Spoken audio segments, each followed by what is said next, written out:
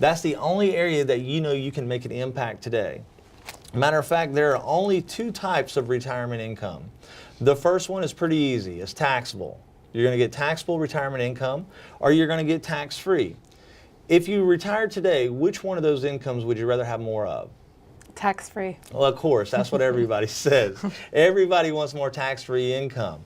And that's what we've got to look at is when we start looking at retirement income, because not only are inflation and taxes are a big part of that, but also how are the taxes going to affect my retirement income in the future? So for instance, at your job, you mentioned from your perspective that you had a 401k that you contributed to. When you signed up for the 401k, did they explain to you what happens when you put money into the 401k? That I get a match. Yeah, you get matched and you get to write the contributions off your taxes, right? You got a tax savings, okay? When you got ready to retire, did they explain to you what happens at distribution of that money? Not really. Exactly. Most of them don't. They get you signed up and they really don't talk about the distribution side. And that's really where you got to kind of look at things a little bit differently, because what we're trying to do is provide you with as much tax-free income as possible at retirement age. So if you look at if you had a 401k, a traditional IRA, an SEP, a TSA, an ORP, any of those, and like I said, do you know how they work at pre-retirement? And you basically said, yeah, and at retirement, not so much. And that's the normal answer. If we took an age 35-year-old person who's married, filing taxes jointly, their pre-retirement contributions into their 401k or IRA or TSA, let's say they're doing $2,000 a year into their 401k, and they're at a 25% current tax rate. That means they would save that year $500 annual tax savings. And they said, hey, I did a pretty good job.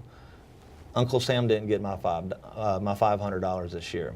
If they did this all the way to age 65 for the next 30 years, they would have saved $15,000 total taxes over a 30-year period. And you're thinking to yourself, wow, I saved $15,000 over 30 years. I did a pretty good job putting my money away. Well, now let's fast forward to the next 30 years, and now you're age 65. And again, you're filing taxes jointly, and now you're starting to receive that retirement income from your 401k or your IRA or your TSA. Now, you don't need a whole lot of money because your company did provide you with a company pension, and you have rental property and mutual funds, and you got a lot of other things going, so you didn't need a whole lot out of your 401k. So you only pull $1,000 out of that 401k. Now, the way that I want you to think of this $1,000 is just like your paycheck. So on your paycheck, when you look at the stub notice, it says a gross number, and then after the deductions, it's a net number, right? Right. Okay. Think of this the same way.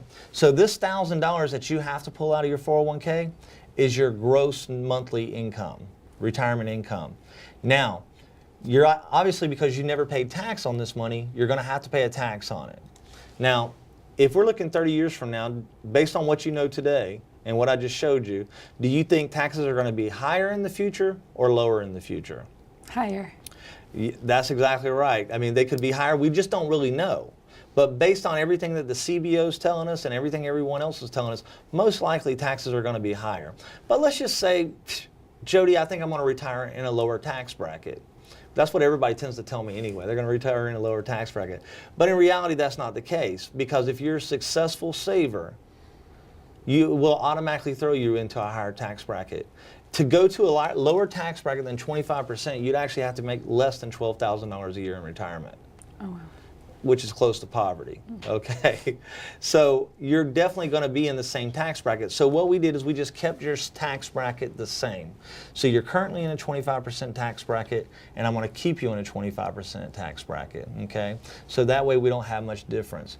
But if we look at this at a 25% retirement tax rate, that means your net monthly retirement income is $750, which in turn means that for that month, you paid a $250 monthly tax.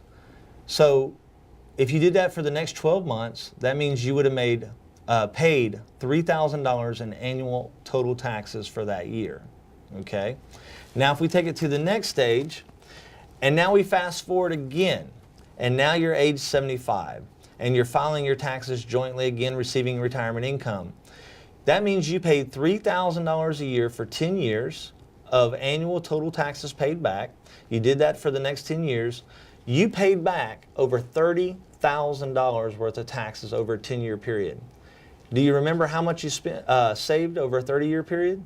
15,000. $15,000. So you literally paid back double what you saved. Okay? Now, I always tell everybody when they look at this, it's kind of hard to believe, but I always tell them it's simple math. You can do the math yourself and realize it. But I always like to say this is what I call the no free lunch theory, because who were 401ks created by? Or IRAs, who are they really created by? Banks, companies. Really the federal government. The product was created by banks and companies, but the actual tax code was created by the federal government. And what I can tell you, it's a great deal. Like in Vegas, they always say the house always wins because they make the rules, right? Well, this works exactly the same way because the government makes the rules and they make the tax laws. So for every dollar they let you keep, they know they're going to get paid back $2. That's a pretty good deal, wouldn't you agree? Yes. Okay? So when you're looking at this overall picture, a lot of people now really kind of start becoming a little bit confused and they go, well, wait a minute, Jody, are you telling me that my 401k is a bad deal? And the answer is obviously no. It's not a bad deal because anytime that you save, it's a good thing. What I like to tell people is anytime you save, it's a good thing, but doesn't it make sense to receive as much tax-free income as possible at retirement? Yeah. Right. So what we're trying to do is figure out a way to provide as much tax-free income and reduce the taxable income. So if you had a choice when you get ready to retire at retirement, of course, as you said earlier, versus tax-free income versus taxable income, you'd always take tax-free income. So for instance, in the example I just showed you earlier, when we talked about your 401k and you're having to take income out of it, if the benefits administrator said, Michaela, here's what we're going to do. We're going to give you two choices. You don't have to pay taxes on this 401k, or you can pay taxes. You would always say, I don't want to pay taxes, right? Right. Well, that's exactly what we're trying to put you in a position to do, is reduce your tax burden at the time you don't need to be paying taxes, which is at retirement, okay? Because you need as much income as possible. Does that make sense? That makes sense. Okay, great. Well, if you're like most people, when I sit down and walk through this education process with them, they're really confused and they said, well, what should we do next? You know, and what I always tell everybody is the starting point of any financial foundation is really a secure foundation and kind of understanding where we're going to head next. And what I always tell people is the number one thing that you really should look at from not a portfolio perspective, but from a retirement income perspective is really diversify. Matter of fact, as you can see, if your retirement income was based on one thing and the line snapped here on the elevator, he's a goner. However, as you can see, this person has multiple security blankets to protect themselves in case the elevator collapsed. And so we feel that diversification is really the key to this entire process. Diversification of your assets and diversification, most importantly, of your retirement income. That is the key ingredient to any long-term financial strategy.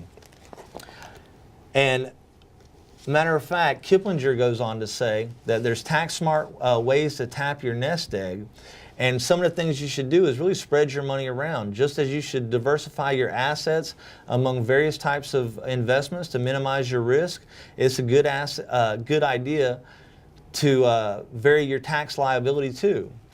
And so what you want to do is be able to retire in that lower tax bracket by spreading around your retirement income where it comes from different sources, some taxable, like your 401k, and maybe some tax-free. And those are the things that we really focus in on, is trying to provide you with as much tax-free income.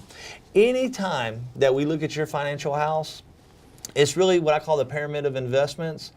You always want to start with a good foundation, and then we can work up from there. So good example, good foundation is savings, T-bills, fixed annuities, cash value life insurance, money market funds. Build a good foundation, because what we do know is that without a solid foundation, and once we put the roof and the walls and the roof on, if the slab cracks and it falls in on you, then it's pretty much over with. So our number one focus is really try to provide you with as much tax-free retirement income and building a solid foundation. But really, there's probably one critical question that I have to ask you, and it's really going to determine which way we go from this point forward. And the question is really, what is your perception of life insurance?